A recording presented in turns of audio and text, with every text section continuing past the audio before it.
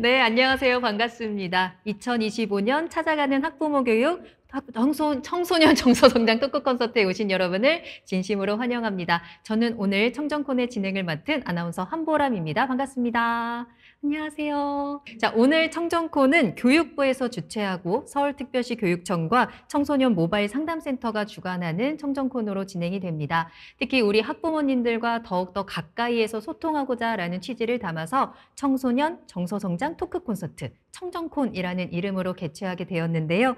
특히 오늘은 미래를 여는 협력교육을 실천하는 서울특별시 교육청에서 여러분들과 만나 뵙게 되었습니다. 진심으로 반갑습니다. 오늘 시작하기 전부터 정말 많은 분들이 채팅창을 통해서 함께해주고 계세요. 특히 저는 몇 학년 남학생의 엄마입니다. 저는 몇 학년 아이를 두고 있어요 라고 인사 많이 해주고 계시는데 남매TV님, 초등학생 자녀를 두신 분들도 굉장히 많은 것 같고요. 운동하는 쩡님, 김김보희님, 해리 꽉두기님 모두 반갑습니다. 오늘 2시간 동안 여러분들과 함께 우리 아이에 대해서 또 우리 부모님의 마음에 대한 이야기도 꽉 채워서 나눠볼 테니까요. 끝까지 함께 해주시면 좋을 것 같습니다. 특히나 오늘 콘서트는 이렇게 유튜브 생중계를 통해서 온라인으로 진행이 되고 있는데요. 온라인으로 진행할 때 가장 좋은 점 중에 하나는 채팅창을 통해서 나의 의견을 실시간으로 나눌 수 있다는 점인 것 같아요. 각자의 고민에 서로 공감하고 응원을 나누면서 그 자체만으로도 위로받고 힘을 받아가시는 분들이 굉장히 많은 것 같더라고요. 오늘도 댓글을 통해서 채팅창을 통해서 여러분들이 좀 힐링할 수 있는 시간이 만들어졌으면 좋겠습니다. 직접 현장에서 만나 뵙지 못한 건 너무나도 아쉽지만 그 아쉬움을 더 꽉꽉 채워드릴 테니까요. 2시간 끝까지 함께해 주시길 바라겠습니다. 자, 그럼 지금부터 2025년 찾아가는 학부모 교육 청소년 정서성장 토크 콘서트 본격적으로 출발하겠습니다. 오늘 청정콘은 1부와 2부로 나눠서 진행이 되고요. 1부에서는 강연을 듣고 2부에서는 질의응답 진행하도록 할게요. 1부 강연의 주제는 좋은 부모의 시작, 우리 아이 마음 챙기기입니다. 가장 알기 어려운 게 우리 아이의 마음이 아닐까 싶어요. 근데 오늘 저도 오면서 휴대폰 사진첩을 한번 봤는데 요즘 제 사진첩에 가장 많은 비중을 차지하는 사진들이 햇살, 꽃, 나무, 하늘 이런 사진들이더라고요. 이런 사진을 보면 참 마음이 편안해지기 때문인 것 같은데요. 우리 아이들의 마음도 이렇게 햇살처럼 항상 따뜻하고 꽃처럼 활짝 피기를 바라는 게 우리 부모님들의 마음이 아닐까 싶습니다. 햇살이 따뜻할수록 꽃이 더 활짝 피듯이 우리 아이들의 마음도 마찬가지가 아닐까 싶어요. 그래서 오늘 이 시간이 우리 아이들의 마음에 그리고 부모님들의 마음에도 한 줄기 햇살 같은 시간이 되기를 바라면서 그렇다면 그 방법을 알려주실 분을 소개해 드리도록 하겠습니다. 오늘 서울 아산병원 정신건강의학과 김효원 교수님과 함께 할게요. 교수님 안녕하세요. 안녕하세요. 반갑습니다. 네, 이렇게 교수님을 깜짝 소개를 해드려야 되는데 오늘 먼저 얼굴이 공개가 되셨는데요. 교수님 사진첩에는 어떤 사진이 가장 많으세요? 혹시? 여기 계시는 부모님들도 마찬가지일 것 같은데 네. 저희 사진첩에는 저희 아이들 사진이 가장 많이 있습니다. 가장 사랑스러운 모습에 우리 아이들 사진을 가득 담고 계시는군요. 아마 공감하시는 학부모님들 많을 것 같은데 우리 아이의 그런 마음을 어떻게 알아줄 수 있을까? 우리 아이의 마음을 어떻게 하면 좀 더 따뜻하게 챙겨줄 수 있을까? 오늘 그 방법에 대해서 알려주실 거잖아요. 네, 맞습니다. 네, 그러면 강연을 본격적으로 들어보기에 앞서서 우리 부모님들께 이런 마음가짐으로 들으시면 조금 더 도움이 될 것 같아요 라는 팁을 한번 주실 수 있을까요? 오늘 강연의 제목이 좋은 부모의 시작인데요. 아마 이 자리에 이 콘서트에 함께 해주시는 부모님들께서는 좋은 부모가 되고 싶다라는 어떤 마음, 소망을 가지고 함께 하셨을 거라고 생각이 들어요. 그런 마음이 모든 것의 시작이 아닐까 이런 생각을 하고요. 그런 마음으로 같이 함께 해보면 좋을 것 같습니다. 네, 저도 옆에서 너무나도 기대되는 마음으로 우리 교수님의 강연을 들어보도록 하겠습니다. 자, 그럼 김효원 교수님의 좋은 부모의 시작, 우리 아이 마음 챙기기 강연을 지금부터 시작하겠습니다. 네, 강연을 그러면 시작해 보도록 하겠습니다.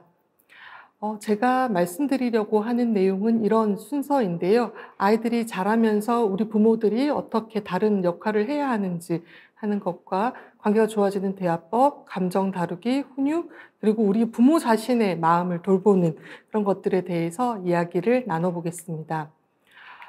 저는 강의를 이제 부모님들 만나는 기회를 가지는 것을 굉장히 좋아하는데요. 제가 모든 강의에서 이런 질문으로 강의를 시작합니다. 지금 함께하고 계시는 부모님들은 우리 아이를 어떤 아이로 키우고 싶으신가요? 제가 이런 질문을 현장에서 드리면 부모님들이 많은 말씀을 하세요. 뭐, 행복한 아이로 키우고 싶어요. 뭐, 마음이 건강한 아이로 키우고 싶어요. 자신감이 있는 아이로 키우고 싶어요. 뭐, 자기 자신을 사랑하는 아이로 키우고 싶어요. 이런 말씀을 많이 하시거든요. 그런데 우리가 그런 어떤 아이로 키우고 싶다라는 마음을 가지고 있지만 실제로 아이를 키울 때는 그런 마음들을 잊어버리는 순간이 되게 많은 것 같아요. 그래서 내가 나 자신에게 한 번쯤 우리 아이가 어떤 아이로 자랐으면 좋겠나 물어보면서 강연을 시작해 보도록 하겠습니다. 저는 생텍쥐베리라는 소설가가 한 말 중에 이 말을 되게 좋아하는데요. 당신이 어떤 배를 한 척 만들려고 한다면, 그러니까 우리가 우리 아이에게 배를 한 척 만들도록 하려고 한다면, 우리 아이에게, 우리 이제 어머님들 중에 그런 분들 계시잖아요. 애야, 배는 이렇게 만들어야 된단다. 뭐 배를 만들려면 설계도는 이렇게 그려야 돼. 배를 만들 때는 뭐 나무는 이런 나무가 좋은 나무고, 막 나무도 베어다가 갖다 주고, 막 무칠도 다 해주고, 나무도 잘라주고, 이렇게 하면 돼. 이렇게 알려주고 싶은 그런 충동을 우리가 아이를 키우다 보면 되게 많이 느끼거든요. 근데 그런 게 아니라 아이한테 바다를 보여주라는 거죠. 왜 내가 배가 필요한지 아이가 스스로 알게 되면 좀 시행착오를 할 수는 있겠지만 스스로 아이가 배를 만들 수 있게 되거든요. 그런 아이로 키우는 것이 가장 중요하지 않을까 이런 생각을 이거를 들으면서 했었었고요. 이 미첼 봄이라는 분은 한국에 오래 산 분이에요. 그리고 아래에 나와 있는 뭐 이런 책들을 쓴 분인데요.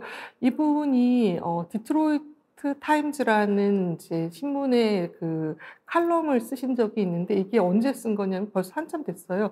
오바마 대통령이 되고 나서 한국 애들이 수학도 잘하고 과학도 잘한다. 한국의 교육 제도에 비해서 미국 교육 제도가 문제가 많은 것 같다. 이런 얘기를 한 적이 있거든요. 실제로 뭐 세계 수학 경시대회, 세계 물리 올림피아드 이런 데 나가면 우리나라 애들이 막 1등을 하고 그러잖아요. 그런데 이제 그런 걸 보고 말씀을 한 거예요. 그랬더니 이분이 미첼 봄이라는 분이 이런 글을 쓴 거예요. 미국 아이들이 더 많이 웃고 더 많이 운동하고 더 자연스럽게 더 자신감 있게 자기 자신을 표현한다. 이런 말을 했거든요. 이게 사실 되게 긴 칼럼 중에 하나인데 저는 이제 아이들을 주로 보는 사람으로서 이거를 들으면서 되게 마음이 아프더라고요. 우리 실제로 아이들을 보면 우리 아이들이 나이가 들면 들수록 잘 못 웃고 좀 운동도 못하고 공부에 약간 찌들고 그리고 자기 자신을 점점점 표현하지 않게 되는 것 같거든요. 우리 아이들이 조금 더 행복하고 편안하고 더 잘 웃을 수 있는 아이로 키우면 좋겠다는 그런 생각을 이 칼럼을 읽고 제가 하게 되었었습니다. 근데 아이들은 항상 자라는 중이에요. 아이들이 자란다는 건요, 뭐 여러 가지 의미가 있겠지만, 아이들이 자라는 건 좋은 거죠. 왜냐하면 여러분들이 지금 보고 계시는 우리 아이가 어른이 되었을 때 아이가 아니니까요. 전 이제 진료실에서 부모님들을 만나다 보면 부모님들이 이제 지금의 모습이 아이가 어른이 되었을 때 모습일 거라고 생각하시는 경우가 되게 많으세요. 그래서 막 이제 저를 찾아온 부모님들은 이게 사람이 되겠어요? 뭐 이렇게다가 남한테 피해를 주는 사람이 되면 어떡하죠? 막 이런 말씀도 되게 많이 하세요. 그런데 아이들은 꼭 자라요. 그리고 아이들은 자라는 힘을 아이들 마음속에 이미 가지고 있어요. 그런데 아이들은 이제 천천히 자라죠. 각 발달 단계별로 아이들이 자라나는 어떤 순서가 있어요. 그리고 그 시기가 지나야지만이 그 다음 단계의 발달을 할 수가 있거든요. 그래서 아주 어린 나이에는 영유아기에 뭐 1살에서 2살 이 사이에는 어떤 나를 돌봐주는 사람, 그 누군가와 안정된 애착을 형성하는 것이 그 발달 단계에 되게 중요한 일이고요. 두 번째로 이제 애가 기기 시작하고 걷기 시작하면 뭔가 그 가까이 나를 돌보던 사람으로부터 약간 독립해서 나 스스로 새로운 것을 탐험해 보고 시도해 보고 이런 걸 해 나갈 수 있는 경험을 해야 되거든요. 그런 걸 이제 우리가 부모로부터 약간 독립해서 나 자신이 신체적으로 뭔가 경험을 해 보고 시도해 보는 이런 것을 분리개별화라고 하고요. 이제 4 세에서 5 세가 되면 이제 스스로 좀 '내가 해도 되는 일? 아니야 내가 할 거야. 이렇게 해볼 거야. 저렇게 해볼 거야.' 이런 것들을 경험하면서 좀 어 도덕성도 발달하고 초자도 발달하기 시작하고요. 유치원 후반기부터 초등학교 때까지는 뭔가 또래 관계가 굉장히 중요해지는 시기죠. 친구들 특히 동성애 친구들과 어울려서 놀면서 '어떤 그룹 안에 내가 속할 수 있는 사람이구나.' 이런 것을 경험하면서 아이들의 사회성이 굉장히 많이 자라나는 시기고요. 청소년기가 되면 다시 한번 분리개별화. 첫 번째 분리개별화가 어떤 좀 신체적으로 내가 기고 뭐 걷고 이런 것과 관련된 것이었다면 청소년기의 분리개별화는 이제 심리적인 독립이에요. 이 심리적인 독립을 하는 시기에는 뭔가 부모보다 친구랑 더 가깝게 느껴지고 친구들 말이 더 옳은 것 같고 친구랑 더 놀고 싶고 뭔가 이렇게 부모가 뭐라고 하면 부모가 없으면 잘 뭐 스스로 잘 하지는 못하는데 또 부모가 뭐라고 하면 약간 싫고 '내가 알아서 할 수 있는데 엄마가 뭐라고 한다.' 이렇게 생각하고 이런 부모와의 사이에서 왔다 갔다 하는 이러면서 자기의 심리적으로 자기 자신을 찾아가는 걸 저희가 제2의 분리개별화라고 하는데 어떤 이런 심리적인 발달 단계를 지나가면서 아이들이 자라거든요. 근데 아이들이 이렇게 자라기 때문에 부모의 역할도 발달 단계마다 다르게 됩니다. 그래서 아주 어릴 때는 그냥 따뜻하게 보듬어 주고 포근하게 해 주고 예뻐해 주고 애가 뭐 하면 "잘했다, 잘했다."고 해 주고 막 때 맞춰서 잘 먹여 주고 뭐 똥 싸면 잘 치워 주고 잘 씻겨 주고 잘 다독다독 재워 주고 그런 것이 부모의 역할이었다면요. 애들이 좀 크면 저게 이제 삼둥이 훈육하는 장면인데 송일국 씨가 훈육을 해야 되는 때가 오는 거죠. 그래서 뭔가 옳고 그르고 이건 남한테 해도 되고 안 되고 이런 것을 가르치는 것이 부모의 역할인 때가 오고요. 또 그다음에는 뭔가 아이들과 놀아 주고 재미있는 시간을 보내고 놀이를 통해서 아이가 성장하고 확장해 나갈 수 있도록 하는 것이 부모의 역할인 때가 오고요. 그다음에는 아이가 친구를 사귈 수 있도록 우리 왜 해리포터에서 기숙사별로 친한 친구들이 있잖아요. 그런 것처럼 내가 어울릴 수 있는 어떤 친구 집단에 속해 있다라는 느낌이 아이들한테는 되게 중요한 느낌이거든요. 그런 소속감을 경험하고 뭔가 또래와의 관계를 경험해 갈 수 있도록 도와주는 것이 또 부모의 역할이 되기도 하고요. 그리고 청소년기가 되면 제가 이제 라푼젤이라는 애니메이션을 굉장히 좋아하는데 라푼젤이 그 성에서 갇혀서 자라잖아요. 그러다가 처음으로 땅을 내딛는 장면에서 막 어떻게 땅을 디디니까 너무 좋아. 뭐 자연은 너무 아름답고." 막 이런 노래를 막 부르다가 갑자기 "안 돼. 그런데 엄마가 세상은 위험한 곳이라고 했어." 그러다가 "아 너무 좋아." 막 그러다가 근데 엄마한테 엄마를 배신하는 것 같고 막 이렇게 "엄마가 가지 말라 그랬는데 이게 땅을 디디는 내가 나쁜 것 같아." 뭐 이런 걸 반복하는 장면이 나오거든요. 근데 그게 청소년기 아이들의 마음이라 그런 거를 가장 잘 보여주는 드라마 중에 하나가 애니메이션 중에 하나가 라푼젤이라고 생각하는데요. 그 시기에 아이가 심리적으로 독립할 수 있도록 도와주는 것이 또 청소년기 부모의 역할이 됩니다. 그래서 제가 "아이들을 어떤 아이로 키우고 싶으신가요?" 이렇게 여쭤본 다음에는 꼭 또 여쭤보는 것이 "그러면 여러분들은 어떤 부모가 되고 싶으세요?" 이렇게 여쭤봅니다. 그러면 많은 부모님들이 뭐 "아이들이 힘들 때 얘기할 수 있는 부모가 되고 싶어요." 뭐 "사이가 좋은 부모가 되고 싶어요." 뭐 인제 이런 말씀을 많이 하시거든요. 그런데 실제로 그러면 아이들 마음속에서 아이들이 얘기하는 부모님 어떤가 이렇게 생각을 한번 해 보시면 좋을 것 같아요. 제가 어느 초등학교에 간 적이 있는데 초등학교 1 학년 담임 선생님이 한 번은 수업 시간에 엄마를 그리라고 그랬대요. 근데 어떤 아이가 불을 내뿜는 공룡을 그린 겁니다. 근데 불을 내뿜는 공룡을 그린다는 거는 뭔가 엄마가 막 소리를 지르고 혼을 내고 나한테 뭔가 해대는 사람이라는 그런 느낌이 있는 거잖아요. 그러니까 뭔가 그런 이미지는 혹시 아닌지 이런 거 한번 돌아보시면 좋을 것 같고요. 그 옆에 있는 거는 어떤 아이가 저한테 그려 갖고 와서 엄마가 깜짝 놀라 가지고 가지고 오신 건데요. 뭐 그렇게 엄마 닭이 뿅아리를 죽이려고 하는데 그래서 엄마 닭이 뱀을 시켜 가지고 뿅아리를 죽이라고 했대요. 근데 뿅아리가 방구를 뽕 껴서 뱀을 쫓아냈다 뭐 이런 그림을 아이가 그려온 거거든요. 근데 뭔가 이렇게 엄마 닭이 뿅아리를 죽이려고 했다는 것 때문에 엄마가 깜짝 놀라서 오신 거예요.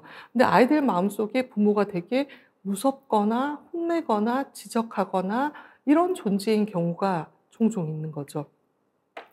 청소년 아이들이 한 말 중에 이런 말들이 있어요. 내가 꾼 꿈 중에서 제일 무서운 꿈은 엄마가 나에게 다가오는 꿈이에요. 다가와서 잔소리할까 봐. 다가와서 공부하라고 할까 봐.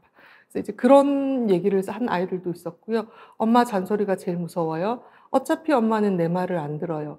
뭐 우리 엄마는 어떻게 해도 절대로 바뀌지 않아요. 엄마는 제 마음을 이해하려고 노력도 안 해요." 근데 또 이런 그 엄마가 무섭다고 하는 애들도 꼭 이런 말을 해요. "잘하고 있고 네가 지금 힘든 게 당연하다고 괜찮다고 말을 해 주면 좋겠어요. 그리고 그 말을 해 주는 사람이 엄마면 좋겠어요." 이런 말을 한 아이도 있거든요. 그래서 아이들 마음속에서 부모가 뭔가 나를 위로해 주고 힘이 돼 주고 의지할 수 있는 사람이었으면 좋겠고 이런 "너무 나한테 뭐라고 하지 않는 사람이었으면 좋겠다." 이런 말들을 아이들이 많이 하는 것 같아요. 근데 아이들이 저는 진료실에서 "우리 엄마 아빠는 절대 안 바뀌어." 이런 말을 되게 많이 듣거든요. 그런데 그 아이들은 그런 생각을 하고 있을 때 부모가 되게 쪼끔만 바뀌어도 되게 많이 바뀌었다고 생각을 해요. 그래서 뭔가 부모님이 사실 부모님들도 그렇잖아요. 우리가 애들보다 더 오래 살았고 30 년, 40년 살았으니까. 우리가 살아오면서 뭔가 가지고 있는 우리 자신의 성향이나 성격이나 혹은 말하는 패턴을 바꾸는 게 되게 어려운 일이거든요. 그런데 뭔가 부모가 쪼끔만 바뀌어도 아이들이 '우리 부모가 내 말을 듣기도 하네. 부모가 나에 대해서 생각하기도 하네.' 그 쪼끔만 바뀌어도 아이들이 또 다시 한번 부모한테 다가가려고 그러고 의지하려고 그러고 뭔가 같이 노력하는 부분들이 있고 또 부모님들이 그런 부분을 보면서 또 '아이가 이렇게 생각하는구나.' 이런 걸 느끼면서 더 많이 바뀌시고 이런 것을 저는 많이 경험하거든요. 그런데 둘이 서로 뭔가 이렇게 좀 사이가 안 좋거나 약간 대치하고 있을 때는 부모님이 먼저 쪼끔 한 걸음 움직여 주시는 게 필요할 때들이 있더라고요. 그래서 제가 이제 말씀드리려고 하는 것들은 좀 구체적인 것들인데요. 사이가 좋아지는 대화법에 대해서 말씀을 드릴게요. 우리가 대화라고 하지만 사실은 특히 청소년, 사춘기 아이를 키우는 부모님들은 부모님이 막 뭐라고 하면 애가 이렇게 막 안 들은 척하고 소리 지르고 소리 이렇게 기막고 그럼 부모님은 화가 나서 더 많이 말씀하시고 또 애는 더 안 들은 척하고 이렇게 되는 실제로 대화가 일어나지 못하는 그런 가정도 되게 많이 있는 것 같아요. 그런데 대화를 하려면요. 우선은 판단하지 않고 아이가 생각하고 느끼는 것을 그대로 받아들이는 것이 필요합니다. 그래서 제일 쉬운 것은 '아 너는 그렇게 생각하는구나. 아 너는 그렇게 느끼는구나.' 이렇게 아이가 한 말을 그대로 받아주는 거죠. '아 그렇게 생각하는구나. 근데 네가 그렇게 생각한다는 말은 우리가 네 말에 꼭 동의한다는 말은 아니거든요. 아 너가 그래서 그렇게 느꼈구나.'라는 것을 그냥 그대로 말을 하는 거지 어 그 어떤 인정한다고 해서 너의 감정이나 생각을 인정한다고 해서 동의하는 것은 아니에요. 그리고 아이가 말을 안 할 때는 말을 할 수 있게 하는 부모님들의 어떤 사소한 것들 우리 왜 예능 프로그램을 보면 리액션이라고 하잖아요. 그런 아이가 무슨 말을 할 때 리액션을 많이 해 주시면 말을 잘 안 하던 아이들이 말을 더 잘하게 되거든요. "우와 그렇구나. 그랬어. 진짜 정말?" 뭐 이런 게 이제 리액션이잖아요. 그런 아이가 말할 때 사소한 리액션들 그리고 쪼끔 더 자세히 물어봐 주는 거. "그래서 어떻게 됐는데? 좀 자세히 얘기해 봐봐. 야 그거 너무 재밌다. 근데 너는 그래서 어떻게 생각했어? 넌 기분이 어땠어? 그거 되게 중요한 것 같은데?" 이런 아이가 하는 말을 좀 더 물어봐 주어서 이야기를 이끌어내는 말들을 하면 또 아이의 말문을 쪼끔 더 열 수 있게 됩니다. 그리고 아이하고 얘기할 때는 뭔가 비언어적인 신호들을 같이 많이 하시면 좋아요. 안아 주거나 머리를 쓰다듬어 주거나 가벼운 입맞춤 해 주거나 아이를 바라볼 때 웃으면서 바라보거나 뭐 어깨에 팔을 두르거나 자 최고, 최고, 최고, 최고 잘했어." 뭐 이런 거 윙크해 주고요. 뭐 청소년 부모님들 중에 아들내미들, 딸내미들 아침에 안 일어나서 깨우느라 고생하시는 분들 많이 있으시죠. 발도 좀 마사지 해 주시고 이런 마사지 해 주고 이런 것들이 굉장히 아이들한테 친밀감을 느끼게 해 주는 그런 것들이거든요. 그래서 "일어나라, 일어나라." 이렇게 하는 것도 좋지만 같이 마사지 좀 해 주면서 다독이면서 깨우시면 쪼끔 더 편하실 것 같아요. 그리고 이제 저희가 적극적으로 듣기, 적극적인 듣기 이런 얘기를 하는데요. 이거는 다른 사람이 특히 인제 아이가 느낄 것으로 생각되는 그런 말들, 감정을 따라가면서 듣는 것을 우리가 적극적인 듣기라고 하는 거거든요. "아빠 내 말 좀 들어봐. 나 이번에 축구 선수로 뽑혔어." 이렇게 하면 아이가 좀 신났잖아요. "우와 너무 기분 좋겠다." 이런 아이의 기분 좋은 감정을 따라가면서 듣는 거죠. "물론이지." 뭐 인제 이렇게 대답하겠죠. 혹은 "아빠 이번에 선생님 담임 선생님은 나만 미워해. 너무 못 참겠어." 뭐 이런 얘기를 하면 이제 우리 부모님들이 대부분 뭐라고 하시겠어요? "아 그럴 리가 있니? 선생님들이 그럴 리가 없어. 네가 잘못 생각한 거야." 이렇게 얘기하시거나 "그래? 엄마가 그러면 학교에 가서 선생님한테 가서 말해 줄게." 이렇게 하실 수 있잖아요. 인제 그런 게 아니고 어 "선생님한테 네가 서운한가 보다." 이런 아이의 서운한 감정에 공감을 해 주는 거죠. 근데 선생님한테 "서운한가 보다." 이런 감정에 공감했다고 해서 선생님이 "너만 미워해."에 난 동의했다는 뜻은 아니에요. 그거는 아이하고 이제 차분차분 상황에 대해서 우선 아이의 약간 격앙된 감정이 좀 가라앉은 다음에 "그런데 왜 그렇게 생각하게 되었어?" 뭐 인제 "그렇지 않고 따를 뭐 이런 건 없었을까?" 뭐 이런 이제 상황에 대해서 차분차분 생각해 보는 것은 그다음에 이제 아이가 좀 감정이 가라앉으면 그때 해도 괜찮은 거죠. 우선은 아이가 느끼는 속상한 감정에 먼저 공감을 해 주는 것이 중요하겠습니다. 그래서 아이와 대화를 좀 만들어 갈 때는 행복한 시간을 함께 보낼 수 있는 이제 다양한 방법들을 생각을 해 보시면 좋은데요. 아이가 좋아하는 운동을 하거나 보드게임. 왜 우리나라 청소년들 아이들이 부모님과 제일 하고 싶은 것 1 위가 보드게임이라고 하잖아요. 보드게임 같은 것을 하거나 아이가 좋아하는 예능 프로 같은 것을 같이 보거나 혹은 아이가 좋아하는 메뉴가 있는 식당에 가거나 뭐 아이가 잘하는 것을 가르쳐 달라고 하거나 제가 최근에 진료실에서 본 아이가 자기 요즘에 그런 인형을 만드는 동아리도 하고 인형 만드는 걸 한다고 하더라고요. 그런 걸 이제 아이한테 배워서 같이 하는 거죠. 뭔가 그런 활동을 하다 보면 소소한 뭐 대화가 오고 가잖아요. 그러면서 아이가 자기 감정을 표현할 가능성이 더 많아지거든요. 그리고 예상치 않은 작은 선물. 제가 예전에 아빠랑 사이가 굉장히 안 좋은 딸내미를 본 적이 있는데요. 아빠도 엄청 완고하셔 가지고 "좀 이렇게 해 봐. 저렇게 해 봐." 해도 사이가 잘 안 좋아지고 아이도 뭐 아빠한테 굉장히 화가 많이 나 있고 막 이런 서로 약간 대치하는 그런 가족이었는데 엄마가 그 아이가 좋아하는 작은 선물을 산 다음에 카드 내용도 아빠한테 다 적어 주고 "아빠가 그냥 손으로 뺏겨 쓰기만 해." 이렇게 해 가지고 선물을 아빠가 애한테 준 적이 있어요. 근데 아이가 거기에 되게 감동을 한 거예요. 그래서 뭔가 약간 그 안 좋은 서로에게 안 좋은 감정이 약간 누그러지니까 다시 이제 관계가 개선이 되는 그런 계기가 된 적이 있는데요. 이런 예상치 않은 작은 선물 이런 것들 좋고 아까 말씀드린 것처럼 마사지 해 주고 이런 것도 좋고요. 아이가 있어서 행복하다는 것을 쪽지로 보내주고 우리 왜 카톡으로도 우리가 잔소리 같은 거 자꾸 하게 되는데 그런 게 아니라 되게 행복하고 너가 있어서 좋고 이런 것들을 쪽지로 보내주시면 아이들하고 관계에 도움이 되고요. 어릴 적에 있었던 일들 이런 것들을 아이들한테 얘기해 주면서 뭔가 네가 되게 엄마에게 소중한 아빠에게 되게 소중한 존재였다라는 것을 이야기해 주시면 좋습니다.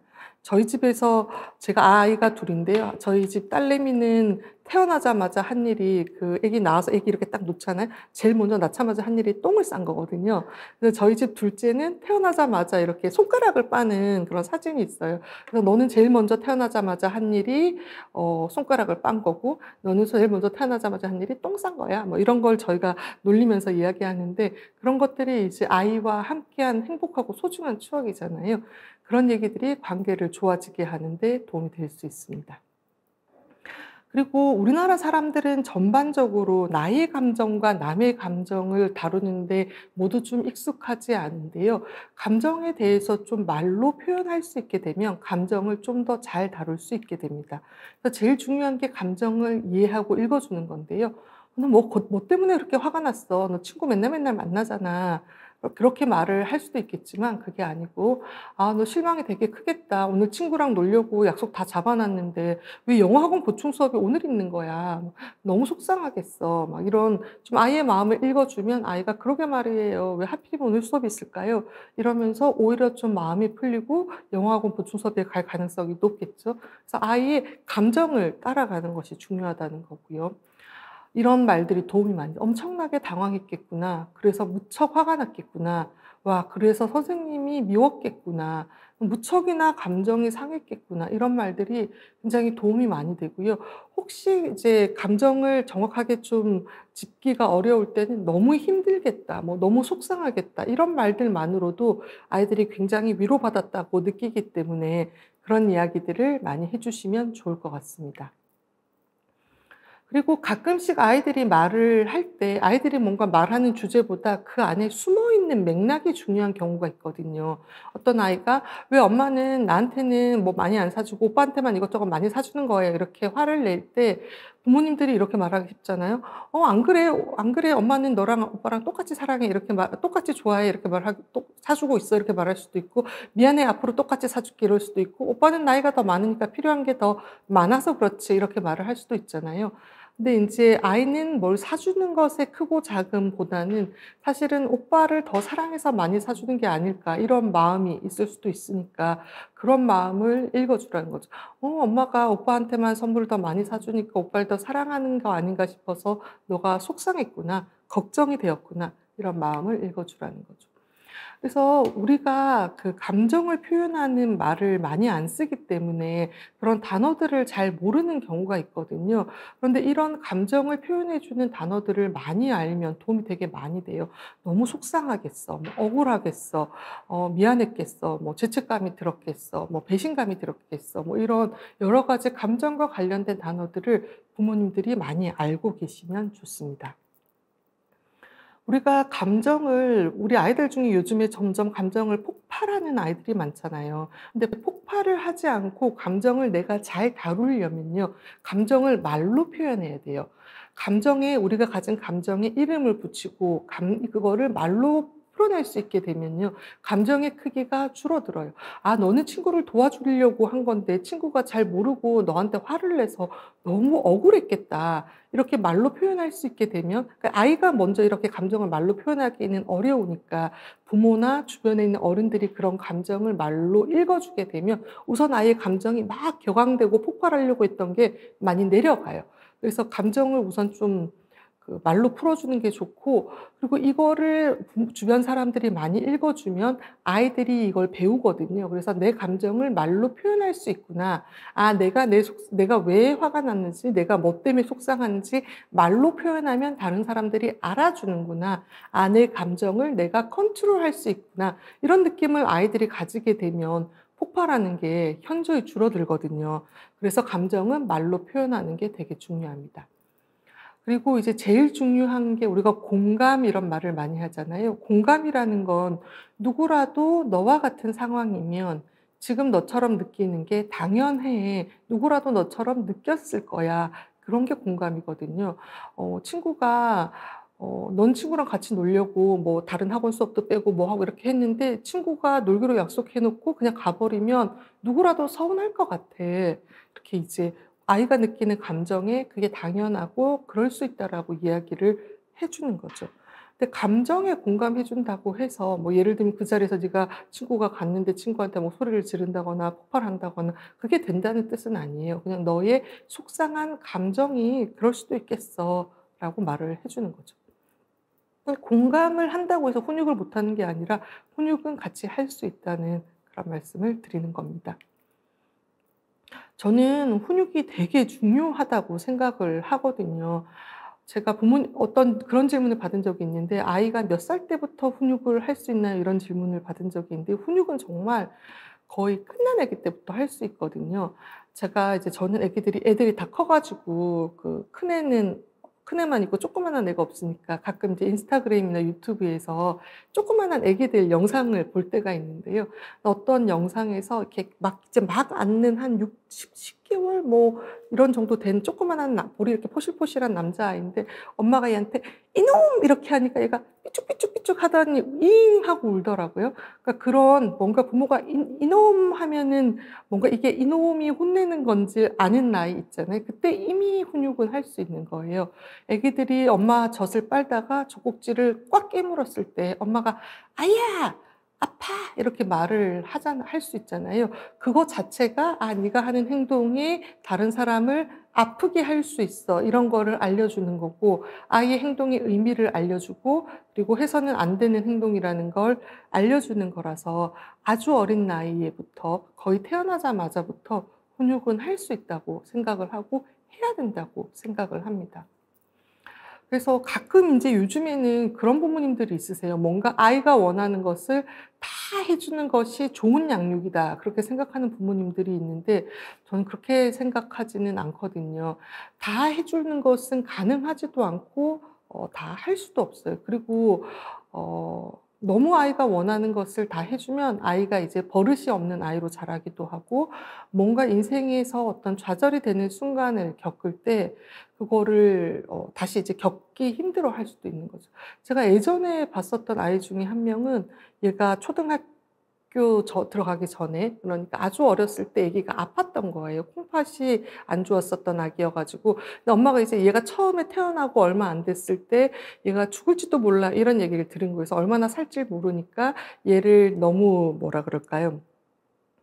"혼내지 말아야 되겠다." 이렇게 키우고 그래서 유치원이나 어린이집에 처음 갔을 때 이제 유치원이나 어린이집에 가면 지켜야 되는 규칙이 많아지잖아요. 그래서 얘가 안 지키겠다고 막 이렇게 하니까 부모님이 그냥 유치원을 빼버렸어요. 그리고 나서 초등학교 1 학년에 들어갔는데 초등학교 1 학년에 들어가면 정말 딱 자리에 교실에 있어야 되고 쉬는 시간에는 밖에 놀아도 되지만 공부 종이치면 딱 앉아야 되고 뭔가 선생님이 하라고 하는 걸 해야 되고 뭐 이렇게 해야 되잖아요. 하고 싶은 걸 하고 싶을 때 할 수 없잖아요. 그랬더니 얘가 이제 거기서 교실에서 막 소리를 지르고 뭐 난리가 난 거예요.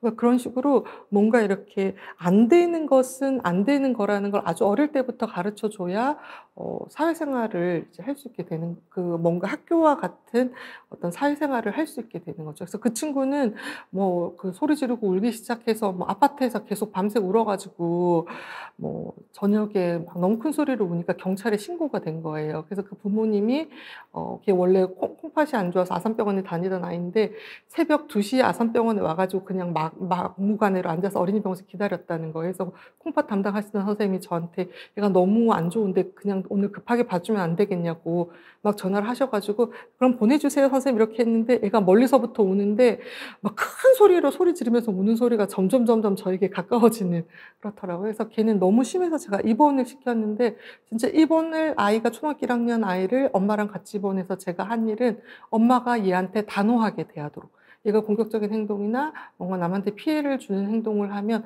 안 된다는 것을 엄마가 하도록 옆에서 저랑 간호사 선생님들이 계속 가르쳐 드린 거예요. 1 주일 만에 퇴원했어요.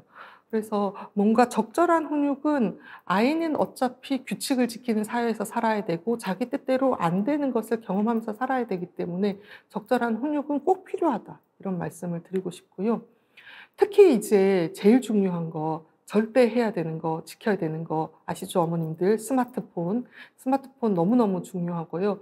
왜냐하면 스마트폰은 일단 한번 풀어 주면 그다음에 다시 제한을 하기가 되게 어려운 것 같아요.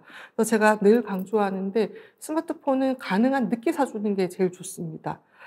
저희가 10년 전에 소아정신과 의사들 사이에서 설문조사를 한 적이 있거든요. "언제 사주는 게 제일 좋겠냐." 그랬더니 10년 전에는 "중1 때 사주는 게 제일 좋겠다."라는 게 이제 설문조사 결과였는데 요즘 같은 시절에 스마트폰을 중1 때 사주면 거의 가정에 어려움이 있으실 거예요. 그죠?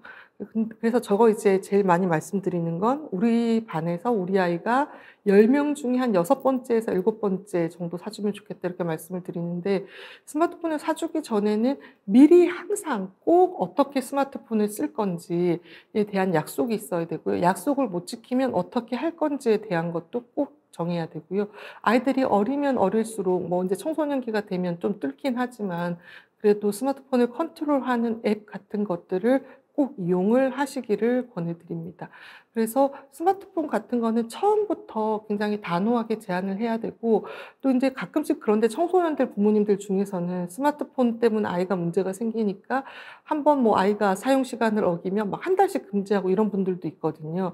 근데 우리가 원하는 것은 스마트폰을 아이가 스스로 컨트롤하는 능력을 키우는 거기 때문에 막 한 달씩 이렇게 금지하는 것보다는 짧게 주고 또 잘 지키면은 계속 쓸 수 있고 못 지키면 또 짧게 금지하고 이렇게 줬다 뺐다 부모님과 씨름을 하면서 스스로 조절할 수 있는 힘을 키워가는 게 중요한 것 같습니다.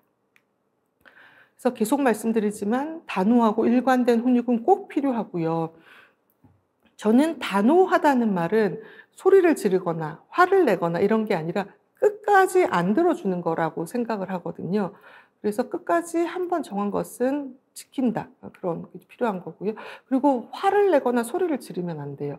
우리가 원시인이었을 때 우리 뇌는 이제 크게 세 가지 층으로 구성되어 있다고 생각하는데요. 첫 번째 층은 생명을 유지하는 것과 관련된 층이고 두 번째 층은 이제 우리가 원시인이었을 때 저런 뱀이나 곰같이 막 무서운 것을 만났을 때 생각해 봐요. 그러면 우린 뇌가 두 가지 방식으로 움직이거든요. 하나는 무서운 게 있어. 도망가자. 혹은 뭐 쟤를 싸우자. 이렇게 하는 뇌가 방식으로 먼저 하나 가고요. 그거는 굉장히 빠르게 판단을 합니다. 나머지 하나는 저거는 뱀같이 길쭉하게 생겼는데 움직이지를 않네. 뱀이면 움직일 텐데 움직이지 않는 걸 보니까 뱀이 아닌가 봐. 근데 이렇게 두 번째처럼 논리적으로 생각을 해서 저게 뱀이 아니니까 도망가지 않아도 돼. 이렇게 판단을 하는 거는 대뇌 피질에서 하는 건데요. 대뇌 피질에서 그런 판단을 할 때는 이미 늦습니다. 그냥 이미 뱀에게 와서 물린 단계가 되는 거예요. 그러니까 우리가 원시인이었을 때는 무서운 게 있네. 일단 도망가. 도망을 가다가 보니까 천천히 생각해 보니 뱀이 아니네 하고 도망가기를 멈추는 거죠. 근데 우리가 그 원시인이었을 때 뱀이나 곰을 만났을 때처럼 뭔가 무서운 걸 만나면 도망가거나 싸우거나 이런 반응이 일어나거든요. 그런데 우리가 부모님들이 그 아이한테 소리를 지르면 야! 이렇게 하면 우리 변형계가 먼저 이렇게 딱 이렇게 불이 반짝반짝 들어온단 말이에요. 그러면서 도망가거나 싸워야 되겠어. 그럼 어떻게 하겠어? 왜! 이렇게 하거나 아니면은 방에 들어가서 문을 쾅 닫고 이제 도망가는 거죠. 이런 반응이 일어날 수 있거든요. 근데 아이가 정말 뭐를 잘못했는지 스스로 생각해 보게 하려면 그 변형계를 건드리지 말고 생각하는 뇌가 자극이 될 수 있도록 차분하게 말씀을 하셔야 됩니다. 되게 어렵습니다. 그리고 아이가 잘못한 걸 말할 땐 이렇게 하는 게 좋은데요. 네가 뭘 잘못했다. 그래서 나는 기분이 어떻다. 그래서 어떤 영향을 주니까 이렇게 하면 좋겠다. 이렇게 얘기하는 게 좋은데요. 예를 들면 네가 오늘 학교 끝나고 바로 집에 돌아오지 않았는데 전화해서 늦을 거라고 말해주지 않았다. 이거는 일어났던 일이에요. 너는 전화도 한 통 하지 않다니 왜 기다리는 사람은 생각도 못하니? 여기서부터는 비난이 들어가는 거죠. 가능하면 비난이 섞이지 않게 일어났던 일을 얘기하는 게 좋고요. 그다음에는 바로 집에 돌아오지 않았는데 늦을 거라고 말해주지 않아서 엄마가 걱정했어. 근데 부모가 아이한테 화를 내는 되게 많은 순간에요. 사실은 화가 난 게 아니라 걱정을 하는 경우가 많거든요. 얘가 공부를 잘 못해서 대학을 못 가면 어떡하지? 얘가 이러다가 친구들 사이에서 사이가 나빠지면 어떡하지? 사실은 걱정을 하는 건데 화로 표현하는 경우가 많아요. 근데 아이들은 부모가 화를 내면 도망가거나 싸워야 되는데요. 부모가 걱정을 하잖아요. 그러면 되게 그런 사이가 안 좋은 아이들도 부모를 걱정시키는 애가 되고 싶어 하지는 않아요. 그래서 오히려 걱정돼, 속상해 이런 마음을 말로 해 주시는 게 좋고요. 그래서 엄마가 아무것도 못했어. 혹은 너를 찾으러 돌아다녔어. 친구들한테 전화를 했어. 실제로 끼치는 영향을 설명을 해 주면 도움이 된다는 거죠. 저는 진료실에서 시간이 짧으니까 이런 거 하는 걸 되게 좋아해요. 뭐냐면 엄마가 생각하기, 아빠가 생각하기 우리 아이가 고쳤으면 좋겠는 행동을 모두 다 적어 오세요. 혹은 내가 일주일 동안 아이한테 잔소리하는 걸 모두 다 적어 오세요. 제가 이거를 해본 부모님들 중에 가장 많이 적어 오신 부모님이 200개를 적어 오신 부모님이 있거든요. 근데 아이한테 200개 행동을 말하면 아이는 못 고칩니다. 이거 약간 고치게 하는데 전략이 필요해요. 일부의 행동은요. 여기 나와 있는 행동 중에 맨 마지막에 있는 눈 깜빡거리는 건 틱이거든요. 근데 나머지가 다 한 아이가 한 건데 이렇게 뭔가 많은 자기 스스로 알아서 못하고 멍하게 있고 참견하고 끼어들고 이런 게 있는 거는 ADHD가 있는 거예요. ADHD가 있는 아이들은 이거는 약을 먹고 치료를 해야 되는 건데 이걸 계속 따라다니면서 모두 다 잔소리를 하면 사이도 나빠지고 아이가 자존감도 떨어지거든요. 그러니까 바꿀 수 있는 행동과 바꿀 수 없는 행동을 한번 나눠서 생각을 해 보시면 좋고요. 좀 아이에게 지시를 할 때는 분명하게 하는 게 좋아요. 이렇게 모호한 지시를 하는 건 좋지 않아요. "네 할 일 좀 알아서 해." 이렇게 말을 하면 아이가 무슨 말인지 좀 알아듣기가 어려워요. "다른 사람 좀 배려해." 이거는 다른 사람이 말할 때 끝까지 다 듣고 나서 말을 하라는 건지, 뭐 먹을 게 있을 때 먼저 상대편이 먹고 나서 네가 먼저 먹으라는 건지, 이게 좀 정확하게 무슨 말인지 알기 어려울 수도 있거든요. 뭐 자기 관리 올바로 하기 이런 것도 그렇고요. 뭐 자기 자신을 사랑하고 당당하고 자존심 가지고 살기 이런 거는 우리가 아이를 키우다 보면 이렇게 되는 거지 아이가 노력해서 되는 게 아니거든요.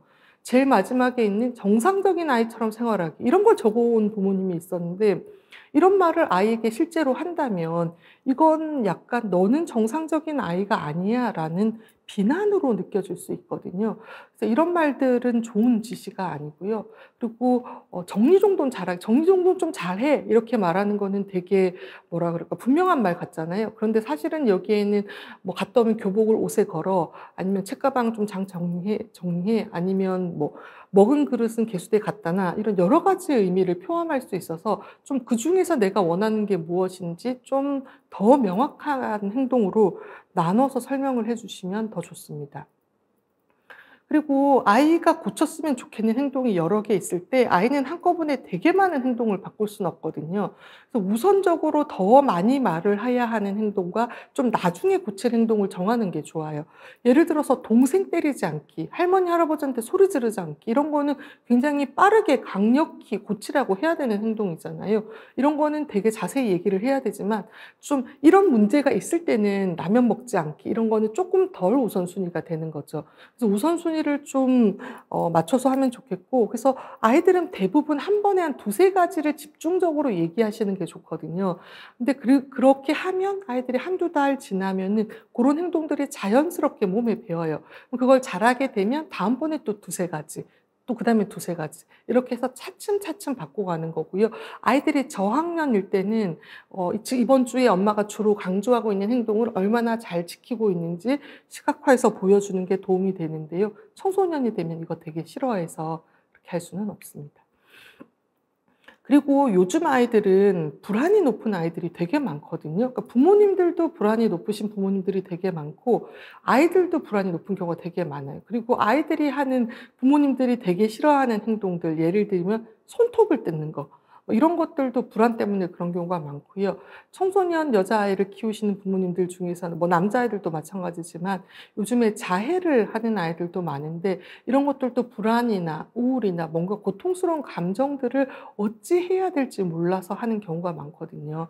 그럴 때는 아이들이 뭔가 부정적인 감정을 다루는 자기들만의 방법을 좀 알려주시면 도움이 돼요.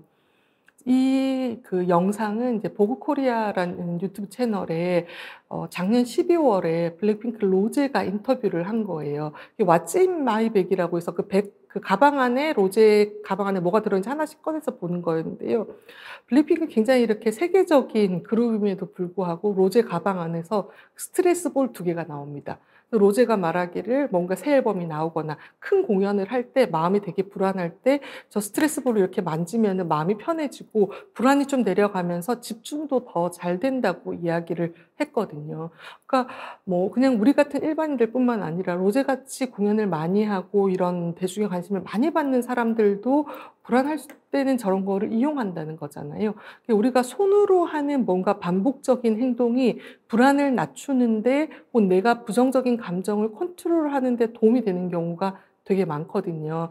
그래서 저런 스트레스볼이나 인제 애기들은 요즘에 말랑이 되게 예쁜 거 많거든요. 그런 아이들이 좋아하는 말랑이나 이런 도구들을 이용해서 뭔가 아이들의 불안을 혹은 부정적인 감정을 스스로 해결하는 그런 방법을 가질 수도 있고요. 아이들이 좀 더 잘하면은 뭐 아까 인형을 만드는 아이라든지 뭐 보석 십자수를 놓는다든지 혹은 뭐 남자애들은 달리기를 하거나 밖에 나가서 농구를 한다거나 뭐 이런 음악을 듣는다거나 뭐 신문지를 찢는다거나 그런 자기 나름의 뭔가 스트레스 해소법 그런 것들이 있을 수 있으면 또 아이들이 부정적인 감정을 다독이면서 좀 자기 행동을 스스로 조절하는 그런 힘을 키우는 데 도움이 될 것 같습니다.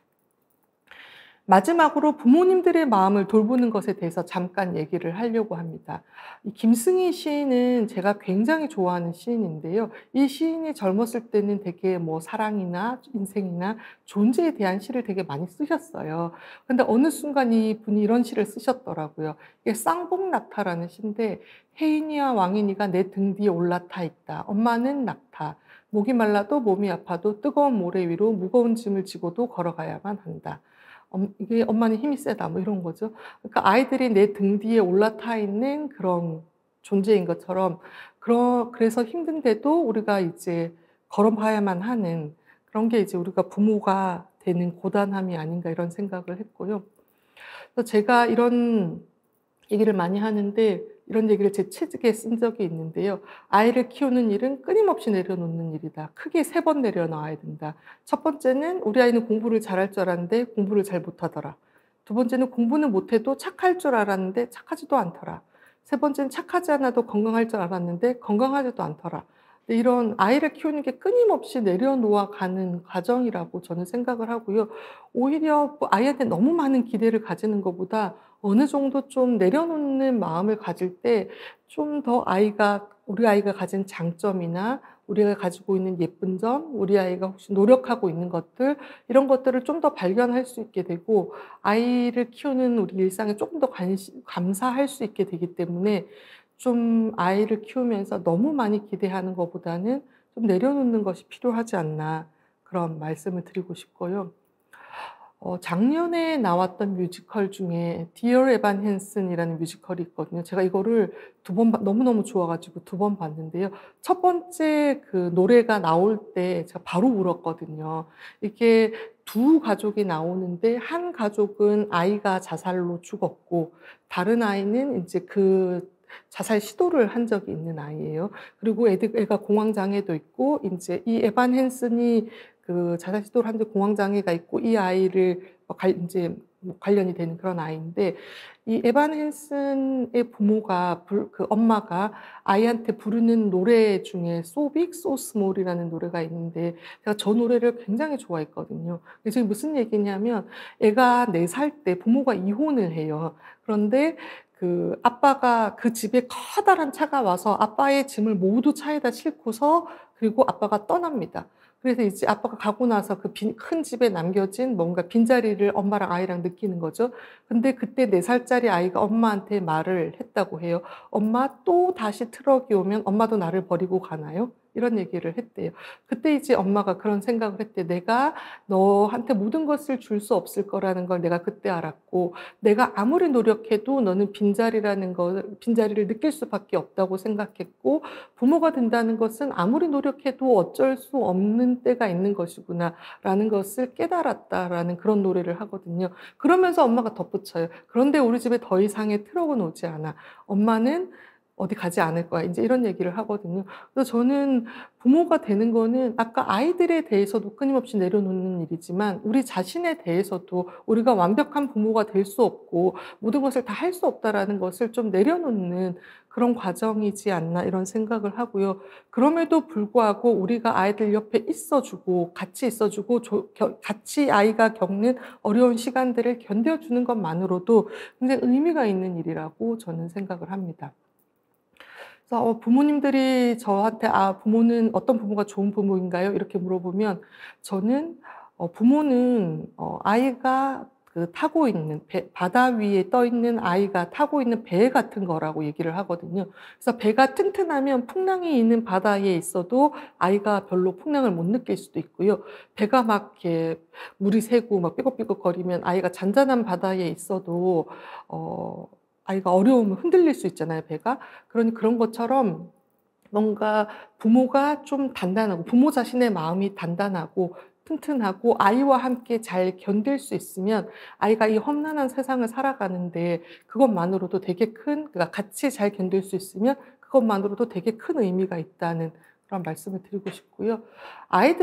저는 정말 많은 아이들을 보잖아요. 아이들을 뭐 정말 10년, 15년 이렇게 보다 보면 별별 이제 여러 가지 어려움이 있었던 아이들이 잘 크는 걸 되게 많이 봤거든요. 그리고 되게 이기적이고 되게 못된 것 같던 아이들이 나중에 커서 부모를 배려하고 다른 사람을 돌보고 이런 사람이 되는 걸 되게 많이 보거든요.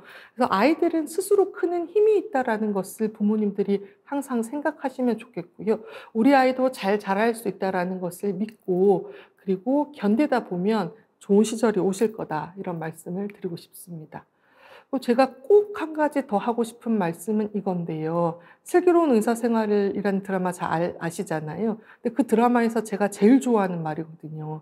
이 드라마에 나오는 조정석은 이 병원에 있는 모든 사람을 도와주고 심지어 식당 아줌마랑도 친하고 식당 아줌마도 도와드리고 이렇게 모든 사람의 일에 다 간섭을 하는 그런 사람인데 근데 그 전미도가 얘기를 해요. "너는 그러면 너 자신을 위해서는 뭘 해 주니?" 이런 말을 해요. 우리가 좀 튼튼한 배가 되려면 부모가 아이와 함께 이 험난한 세상을 이 시절을 잘 견디는 그런 존재가 되려면 우리 자신도 좀 튼튼하고 우리 마음도 좀 힘이 있어야 되잖아요. 그러면 우리도 우리 자신을 위해서 뭔가 사소한 것이라도 해 줘야 된다는 거죠. 그래서 우리가 숨을 좀 쉬고 우리가 힘을 내야 아이와 함께 견딜 수 있게 된다는 거죠. 그래서 "행복한 부모의 아이가 행복하다." 이런 말씀을 드리고 싶고요. 아주 사소한 일이라도 나에게 기쁨을 주는 일 그게 일 주일에 한 번이라도 운동을 하거나 하루에 한 번이라도 산책을 하거나 좋아하는 드라마나 영화를 보거나 아니면 예전에 어떤 부모님이 이런 얘기를 하신 적이 있는데 너무너무 이렇게 사는 게 답답할 때 잠깐 집 앞 카페에 가서 30분 정도 커피 마시면서 잠깐 숨 쉬는 시간을 가지면 회복이 되더라 이런 얘기를 하신 적이 있는데요. 그 방법은 무엇이어도 좋으니 뭔가 부모님이 잠깐 숨 돌릴 시간, 그래서 내가 아이와 함께 견딜 수 있는 힘을 내는 시간, 그런 시간이 필요하다고 생각합니다. 제가 마지막으로 드리고 싶은 얘기는 이건데요. 도널드 위니콧이라는 정신분석가는 이제 주로 아이들을 분석한 그런 사람인데 소아정신과에서도 굉장히 좋아하는 사람이거든요. 이 사람의 책에 굉장히 많이 충분히 좋은 엄마, 충분히 좋은 엄마 이런 얘기가 많이 나와요. 그래서 좋은 엄마는 아이를 어떻게 키우고 이런 얘기가 나와요. 어떤 사람이 손 들고 물어봤어요. "그러면 충분히 좋은 엄마가 어떤 엄마예요?" 그랬더니 이 위니콧이 그런 얘기를 합니다. "충분히 좋은 엄마는 그냥 평범한 엄마야." 이런 말을 하거든요. 그래서 그 평범한 엄마가 제일 좋은 엄마라 생각하고요. 지금 이 콘서트에 함께하고 계시는 여러분들은 그냥 평범한 엄마일 뿐만 아니라 우리 아이를 잘 키울 수 있는 부모가 되기 위해서, 좋은 부모가 되기 위해서 끊임없이 생각하고 고민하시는 분들이시잖아요. 그러니까 이미 여러분들은 충분히 잘하고 있고 충분히 좋은 부모다. 이렇게 스스로에게 격려를 해 주시기를 말씀드리고 싶습니다. 네, 감사합니다. 와, 김효원 교수님의 강연 정말 너무나도 잘 들었습니다. 감사합니다. 특히나 마지막에 우리 부모님들을 향한 메시지에서 저도 굉장히 마음이 울렸고 아마 지금 눈물 흘리시는 부모님들도 꽤 계실 것 같아요. 이미 이 자리에 계신 모든 분들 너무나도 좋은 부모라는 점 다시 한번 말씀드리겠습니다. 아마 그동안 좀 막연하게만 그리셨던 좋은 부모라는 그림이 조금 더 구체적으로 그려지는 시간이 아니었을까 싶습니다. 우리 아이들은 지금 이 순간에도 매 순간 스스로 자라면서 괜찮은 어른이 되기 위한 준비를 하고 있는 과정을 겪어나가고 있는 것 같아요. 그 과정을 믿고 지켜봐 주시면서 우리 아이들과 마음을 열고 또 공감하면서 대화할 수 있는 다양한 방법들 전해드렸습니다. 강의 들으시면서 채팅창을 통해서 반성합니다 라는 댓글도 많이 올려주셨고요. 나도 그 부분을 알고는 있는데 막상 상황이 닥치면 잘 안 되는 것 같아요 라고 댓글도 많이 남겨주시더라고요. 내가 너무 부족한 부모는 아니었을까 걱정 많으셨을 텐데 전혀 그러지 않으셔도 됩니다. 우리 교수님께서 말씀해 주셨던 것처럼 여러분들은 이미 너무나도 좋은 부모이고요. 오늘 청정폰을 통해서 더 좋은 부모가 되기 위한 그 첫걸음이 시작되었을 겁니다. 자, 그럼 이런 다양한 강연들을 내 아이에게는 어떻게 적용을 하면 좋을까? 내 아이에 대한 조금 더 구체적인 질문들도 많이 생겼을 것 같은데요. 저희가 2부에서 그 질의응답을 통해서 그에 대한 해답도 전해드리도록 하겠습니다. 잠시 휴식 시간 가진 후에 8시에 청정콘 2부 시작할 테니까요. 시간 맞춰서 꼭 돌아와 주세요. 저희는 잠시 후에 뵙겠습니다.